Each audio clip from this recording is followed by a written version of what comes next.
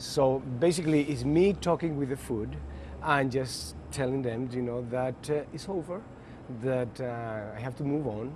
Then I pop a couple of chewing gums in my mouth, and they just practically disappear out of my life. It's almost like doing an analogy that you are breaking a relationship.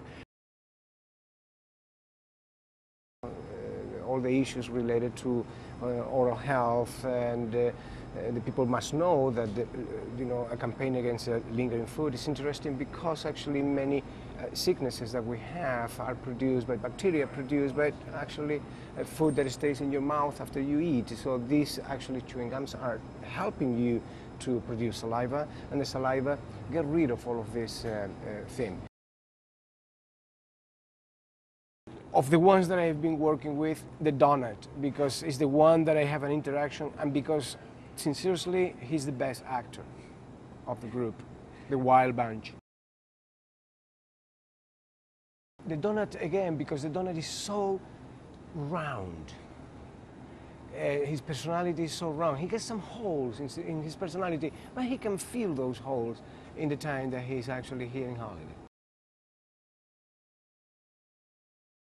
I don't know about that, but chewing gum, which is another character too, is more, metaphysical character, but it's there.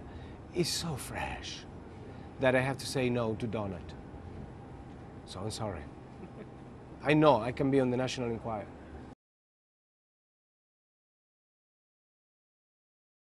A cupcake. Cupcake has to go definitely. Probably I would suggest her to go to the Method School in New York for like 25 years before she goes back in front of camera. The benefits of chewing, and the chewing gum is going to help oral health through that point of view, is that I produce saliva, and the saliva gets rid of all the bacteria produced by lingering food in your mouth. So it's a healthy habit, actually, and in a way this product is just providing you with a tool to do so in a very pleasurable way, because they have fantastic flavors and it produces a sensation of freshness in your mouth and in your nose.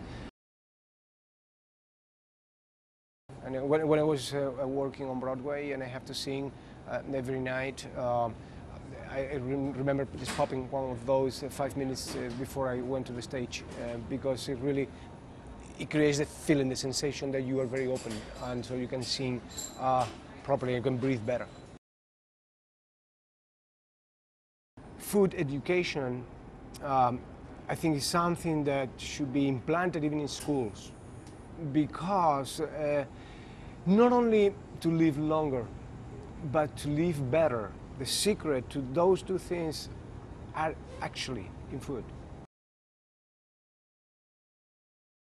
I do regularly chew. I do because I think it's healthy. Well, right now, different as it was some time ago. I changed my diet and I'm eating more greens and I'm practically no red meat. But after I do yoga in the morning, I take a big mug of white tea. And I let it sink into my body for like 15-20 minutes. And then I take walnuts, I take almonds, and I take an apple or a pear. That's it in the morning. And then slightly here and there, I can take some tofu. So now the meat food of the day is just like little things here and there until the dinner. And the dinner is very early. But I don't eat. Probably I go better for what I don't eat. I don't eat red meat. I don't drink milk anymore. I don't eggs. Only I use the white side of eggs and the yellow part anymore. Everything that produces cholesterol, I totally eliminated of my diet. I am very much into green lettuce.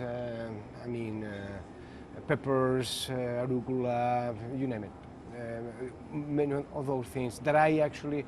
My wife and I, we have a little vegetable garden in our home and we produce ourselves. So we have our own tomatoes, heirloom tomatoes that we produce. Everything, that we eat related to vegetables is produced by us. Next for me is something very interesting, very important for me, and you're going to understand why. I'm going to play Picasso.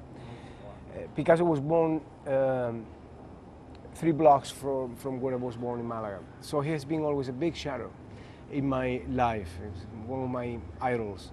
And we're going to make a movie called 33 Days, which tells the story in which, the 33 days in which he painted the Guernica, in the middle of the Spanish Civil War, with a very strong relationship with 2 women at the same time, a man in tribulations, personal and political tribulations. And we will do that in Paris in the month of January, directed by a Spanish fantastic director called Carlos Saura, with Vittorio Storaro doing the photography, and I'm searching for that. And then I'm going to co-produce with Millennium a movie called Automata, which is a movie that talks about singularity, concept of singularity of robots taking consciousness in a post-apocalyptic world, and we will do that probably in Bulgaria and Sofia.